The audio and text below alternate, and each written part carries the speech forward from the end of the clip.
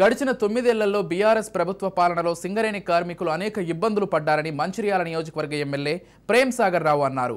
సింగరేణి గుర్తింపు సంఘం ఎన్నికల్లో ప్రచారంలో భాగంగా శ్రీరాంపూర్ డివిజన్లోని RK77A వర్క్షాప్లో గెట్ మీటింగ్స్లో పాల్గొన్నారు.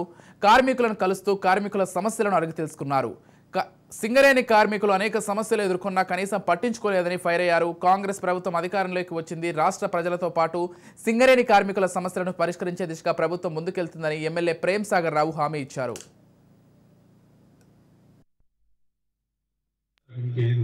నాకు సంబంధించిన మీరే కార్మికులు మీరందరూ ప్రశాంతంగా మంచిగా ఉంటే, సంతోషంగా ఉంటే ప్రాంతం మంచిగా ఉంటుంది. ప్రాంతం మంచిగా ఉంటే అభివృద్ధి జరుగుతుంది. అది కావాలి తప్పితే నాకు మిగతా ఏ చక్కర్ ఏం తీసుకుపోతుంది కాలే.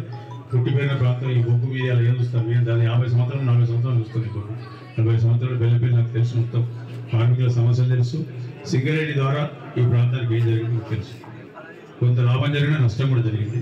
కానీ ఇవాళ సంస్థను కాపాడుకోవాలి, మన ప్రాంతాన్ని కాపాడుకోవాలి. దాన్ని దృష్టిలో పెట్టుకొని ఎల్లుండి జరిగే ఎన్నికలలో ప్రతి ఒక్కరు INTC గడియాల గురించి ఓటేయండి.